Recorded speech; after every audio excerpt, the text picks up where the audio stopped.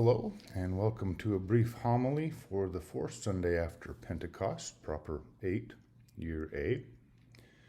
Our readings for today are Psalm 145, 8 through 15, Romans 7, 15 through 25a, and our Gospel is Matthew 11, 16 through 19, and 25 through 30.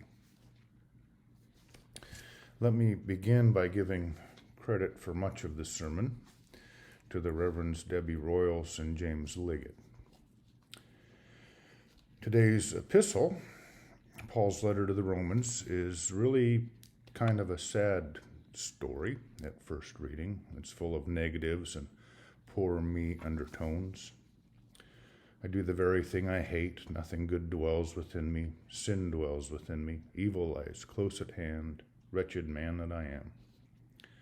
Paul sounds like he's exhausted, and in his desperation, he's unable to do any more to keep his head above water, but maybe to look forward to his reward in heaven.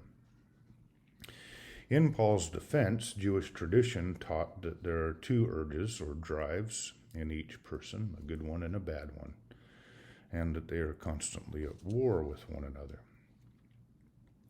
How often have each of us felt like this, no matter how we try to live according to the great commandments to love God and love our neighbor? It doesn't always turn out that way. We try to do good, and it's often a struggle. And today, we find ourselves in a unique position with our social distancing, our quarantine, and all that goes with it. It throws us off. It's exhaustive.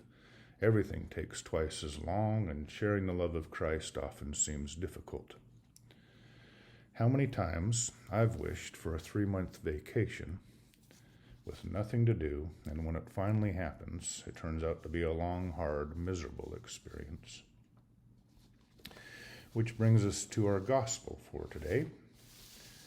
Jesus says, "Come to me, all you that are weary and are carrying heavy burdens, and I will give you rest.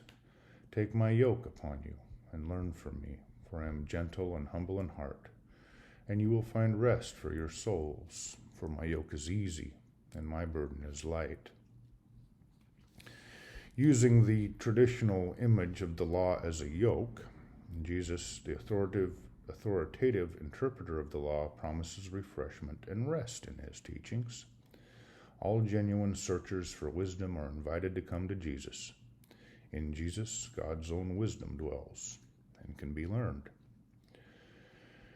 That yoke, the yoke of seeing God by keeping the rules, by doing what somebody or anybody or everybody else says is the thing to do, by trying to get it right all the time and so living constantly in fear of getting it wrong, that yoke leads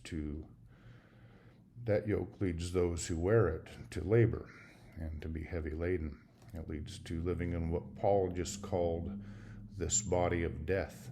It leads to a religion and a life of fearful obedience to a multitude of petty dictates, where the spirit is deadened and where some measure of success is more likely to lead you into self-righteousness than into the heart of God. To teach that God says this is not only terrible theology, it can also be devastating. Yet the yoke of the law, at its worst, did just that. Those who, like Paul, struggled under such a yoke discovered that it didn't fit, that it didn't bring them to God, that it didn't enrich their lives, and yokes like that never do.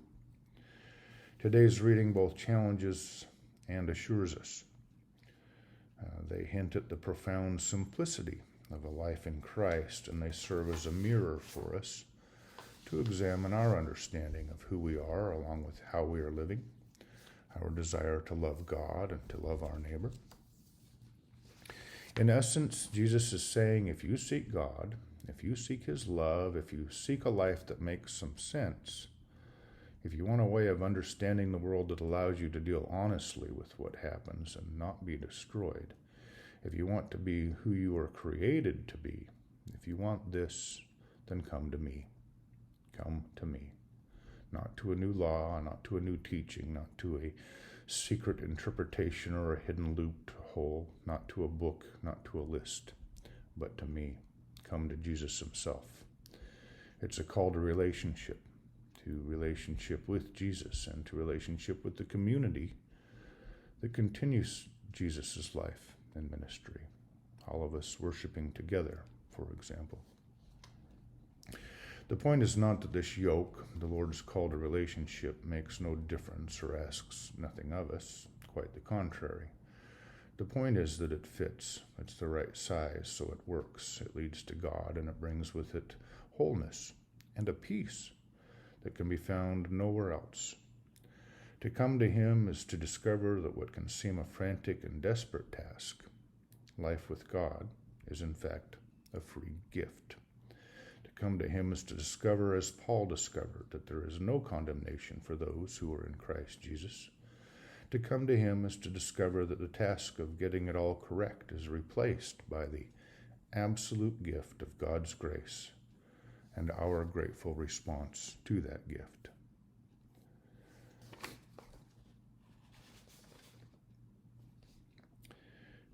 We are called to this new yoke, not to a law or to a set of rules, but to a person and a community built around that person.